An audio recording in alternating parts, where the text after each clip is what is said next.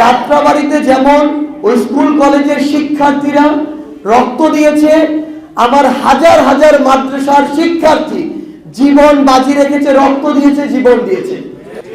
আমরা দেখেছি ওই খুনি হাসিনার পুলিশেরা যখনই এই পাঞ্জাবি পায়জামা টুপি দেখেছে, জুব্বা দেখেছে, টার্গেট করে গুলি করেছে। আসসালামু আলাইকুম ওয়া রাহমাতুল্লাহি ওয়া বারাকাতুহু। প্রথমেই আমি আসলে ক্ষমা চাচ্ছি আপনাদের কাছে। ক্ষমা চাচ্ছি এই কারণে যে আমার আরেকটু পরে এসে আরেকটু দীর্ঘ সময় থাকার কথা ছিল, কিন্তু যখন আমরা দেখি যে আমাদের সামনে আমাদের রাষ্ট্র দাঁড়িয়ে যায়, একটা বৃহৎ দেশের এবং দেশের মানুষের স্বার্থ দাঁড়িয়ে যায়, তখন অনেক কিছু আসলে স্যাক্রিফাইস করতে হয়। আমার নিজেরই খারাপ লাগছে যে এখানে আমাদের সম্মানিত যিনি আমাদের চরমনের সম্মানিত পীর সাহেব যিনি আছেন, উনি আসবেন, ওনার সাথে আমাদের একসাথে কিছু সময় অতিবাহিত করার কথা ছিল। কিন্তু যেটা হয়েছে যে আমাদের কিছু দায়িত্ব এসে বর্তায়। এখন এমন একটা সময় হয়েছে যে আমাদের প্রায়োরিটি সেট করতে হয়, এবং সত্যি কথা বলতে আমরা আমাদের জায়গায় একটা জিনিস বিশ্বাস করি।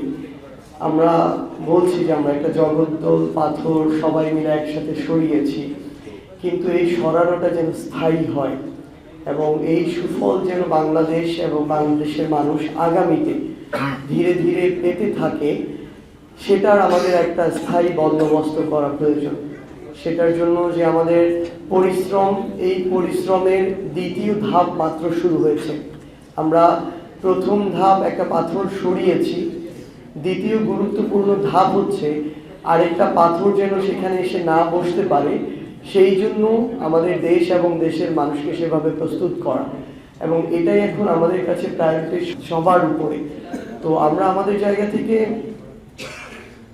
একটা জিনিস বিশ্বাস করি, আসলে বিগত 16 বছরে আমাদের বাংলাদেশের মানুষের ভিতরে যে একটা ভীতি বা ট্যাবু তৈরি করে দেওয়া হয়েছিল, এটা প্রেসক্রিপশন ছিল ভারতের, আর এটা প্রতিষ্ঠা করেছে খুনি শেখ হাসিনা আওয়ামী লীগ দলটার মাধ্যমে।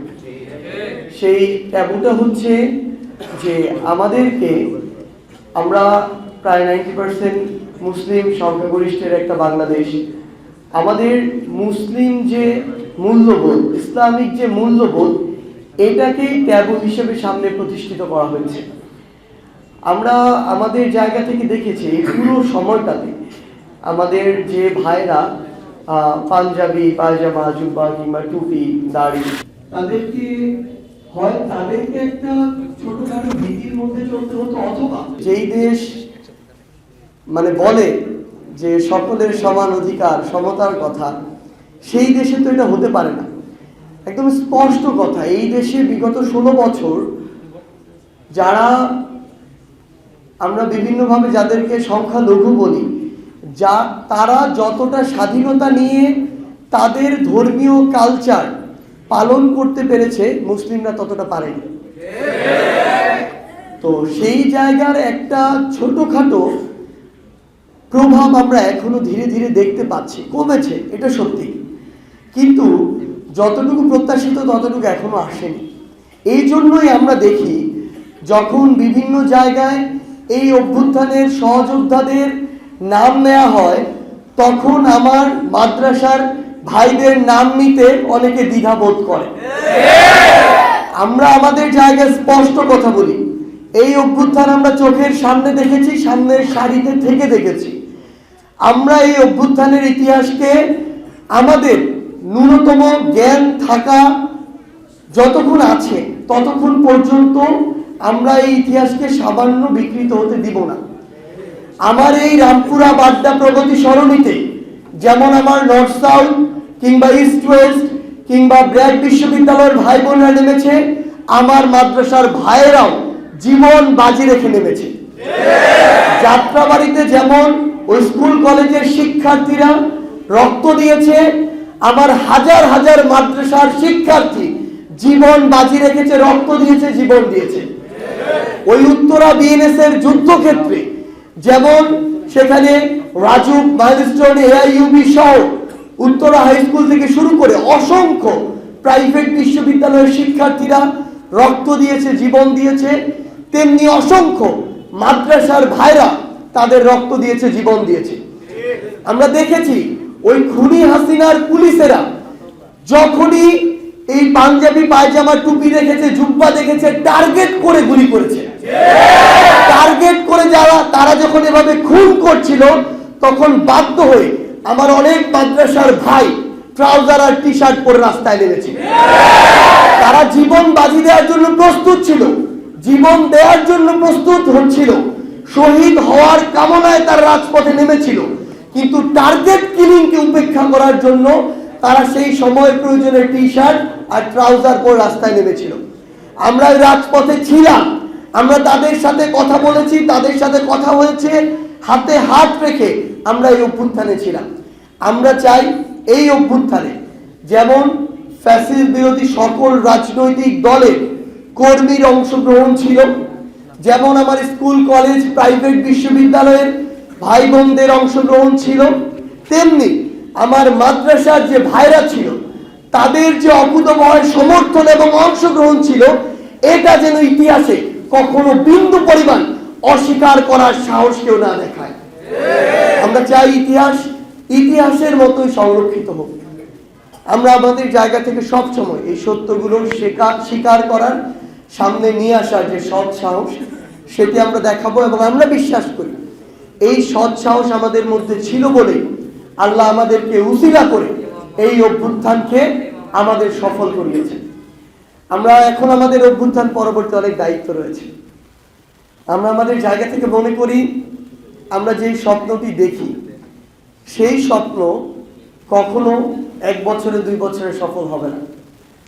পরিবেশ পরিস্থিতি, পলিটিক্যাল অ্যারেনা থেকে শুরু করে বাংলাদেশের ভূরাজনৈতিক প্রেক্ষাপট, অর্থনৈতিক সামাজিক প্রেক্ষাপট, সাংস্কৃতিক প্রেক্ষাপট সবকিছু বিবেচনায় আমাদেরকে বাংলাদেশ যেই কালচারে চলার কথা ছিল সেটা থেকে বাংলাদেশের উপরে বাধ্যতামূলকভাবে একটা কালচার চাপিয়ে দেওয়া হচ্ছিল।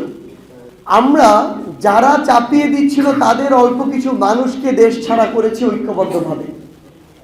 আমাদের প্রথম কাজ হচ্ছে এই মাইনাসের জায়গা থেকে যেই জায়গা আমরা প্রত্যাশা করি ধীরে ধীরে সেই জায়গায় আনা। আমরা যদি প্রথমেই কিছু তিক্ত সত্য, ইসলাম ধর্ম এবং বাংলাদেশ রাষ্ট্র দুইটার মধ্যে একটা পার্থক্যের জায়গা রয়েছে, একটা রাষ্ট্রের জায়গা, একটা ধর্মের জায়গা। আমরা যদি প্রথমেই মনে করি ওই মাইনাস থেকে আমরা কয়েকদিনের ব্যবধানে নিউট্রালে চলে আসব, নিউট্রালের থেকে কয়েকদিনের ব্যবধানে অনেক প্লাসে চলে যাব, সেটা এই মুহূর্তে বাস্তবসম্মত না। আমরা মনে করি এই জিনিসটা আমাদের ঐক্যবদ্ধভাবে ধীরে ধীরে যেই প্রসেসে যাওয়া উচিত। একটা জিনিস মনে রাখতে হবে, এই সংগ্রামের পুরো সময়, আমি এই 36 জুলাইয়ের কথা বলছি না, 16 বছরে অনেকেই খুব অল্প সময় 2-1 দিন অতি উৎসাহী হয়েছিল, 2-1 দিন লক্ষ জনতার সমাবেশ হয়েছিল, কিন্তু স্ট্র্যাটেজিক ওয়েতে কৌশলগতভাবে ধীরে ধীরে সেটা হয়নি বলেই অতি উৎসাহী হয়ে এতটুকুতে গিয়েছিল হাইপ, আবার ধাম করে নেমে গিয়েছে, সফল হয়নি। তো আমাদের এই কৌশলগত জায়গাগুলো যেন আমাদের ঠিক থাকে। আমরা জানি আমরা কি চিন্তা করি, আমরা জানি আমাদের কোথায় যাওয়া উচিত। আমরা শুধু আপনাদেরকে একটি কথাই আমাদের জায়গা থেকে বলি, আমরা আমাদের স্বপ্নের দিকে, স্পিরিটকে সামনে রেখে সামনের দিকে এগিয়ে যেতে হলে আমাদের যেমন অর্থনৈতিকভাবে এগিয়ে যেতে হবে, কালচারের জায়গাগুলোতে ধীরে ধীরে সংশোধন নিয়ে আসতে হবে, পলিটিক্যাল জায়গায় বাংলাদেশের কথা ভাবে এমন মানুষদের যেই ঘরানারই হোক না কেন অংশগ্রহণ থাকতে হবে, পলিসি মেকিংয়ের জায়গায় অংশগ্রহণ থাকতে হবে, তেমনি ইন্টেলেকচুয়াল জায়গাতেও আপনাদের পার্টিসিপেশনটা খুবই গুরুত্বপূর্ণ। একটা জিনিস আমাদের এই বাংলাদেশে, আমি যদি বাংলাদেশের সাহিত্য বলতে যেই সাহিত্য সচরাচর বোঝানো হয়, যেই সাহিত্য কিছুটা চাপিয়ে দেওয়া সাহিত্য, ওই সাহিত্যের কিছু কিছু মানুষ বাংলা সাহিত্যের প্রভাবশালী হলেও নতুন কিছু মানুষ বাংলা সাহিত্যে জায়গা করে নিয়েছে, তাদের জায়গা ইয়াং জেনারেশনের কাছে ধীরে ধীরে কমে গিয়েছে। কারণ হচ্ছে তারা ইয়াং জেনারেশন যেভাবে চায় বা চেয়েছে বা চাচ্ছে সেভাবে লেখা শুরু করেছে সহজবোধ্য ভাষায়।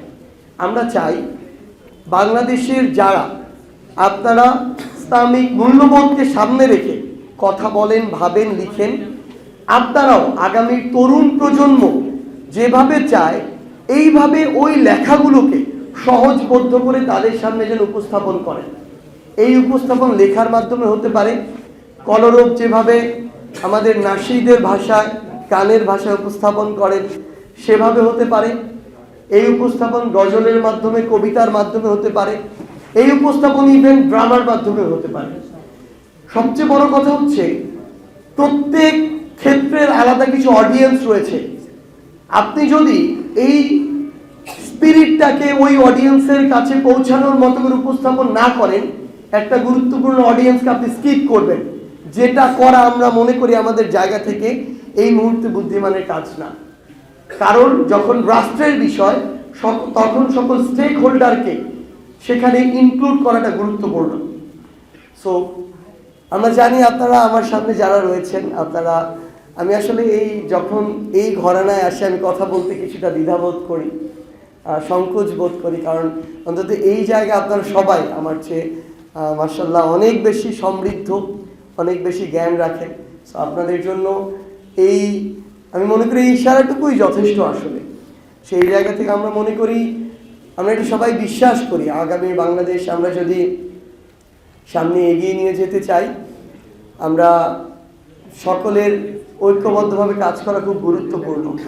আপনাদের ভিতরের কলবে যেভাবে ক্লিয়ার একটা মেসেজ থাকে, এই মেসেজ বাংলাদেশের কম মানুষের মধ্যে থাকে, খুব কম মানুষের মধ্যে। সো এটাকে ধারণ করে আপনারা যেমন এই অভ্যুত্থানে রাজপথে এটা প্রকাশ করেছেন, এখন সময় বাংলাদেশ গঠনেও এটা ধীরে ধীরে প্রকাশ করার। তবে সেটা যেন সিস্টেমিক ওয়েতে হয়, সেটা নিয়ে কেউ যেন কথা বলার ওই স্পর্ধা না দেখায় যে এই জিনিসটা, এই ওয়েটা অযৌক্তিক। আমরা যেন আমাদের জায়গা থেকে সব সময় আপনাদের সাথে থাকতে পারি। আমাদের শুধু একটাই, মুসলিম হিসেবে একটাই মনের বাসনা এবং কামনা, যে মৃত্যুর আগে যেন একজন মুমিন মুসলমান হিসেবে আমরা মৃত্যুবরণ করতে পারি। আল্লাহ যেন আমাদের নসিবে আমাদের মুখ দিয়ে সেদিন কালেমায়ে শাহাদাত উচ্চারণ করেন। এবং আমরা বিশ্বাস করি এবং আমরা চাই, মনে প্রাণে চাই, আমাদের যদি হায়াতে থাকে এবং আমাদের চোখের সামনে যদি সেই সময় আসে, আমরা যেন ইমাম মাহদির অনুসারী হতে পারি, আমরা যেন খোরাসানের ওই দলের অন্তর্ভুক্ত হতে পারি। আমরা আপনাদের কাছে শুধু এটুকুই অনুরোধ করব, আমরা চাই বাংলাদেশের আগামীর পলিসি মেকিংয়ে আপনারা আসুন। আমরা ইনশাআল্লাহ ঐক্যবদ্ধভাবে যৌক্তিক ওয়েতে আমরা আগামীর বাংলাদেশে একসাথে ঐক্যবদ্ধভাবে গঠন করব। আপনাদের এখানে এটাই আমার প্রথম আশা, কিন্তু শেষ আশা নয়। ইনশাআল্লাহ এক সময় খুব বন্ধুত্বপূর্ণ পরিবেশে একদম খোলা দিলে যেন আমরা কথা বলতে পারি, এরকম একটা সবাই আবার আপনাদের সামনে এসে উপস্থিত হব। ততক্ষণ পর্যন্ত আমাদের জন্য দোয়া করবেন, বাংলাদেশের জন্য দোয়া করবেন। ইনকিলাব জিন্দাবাদ।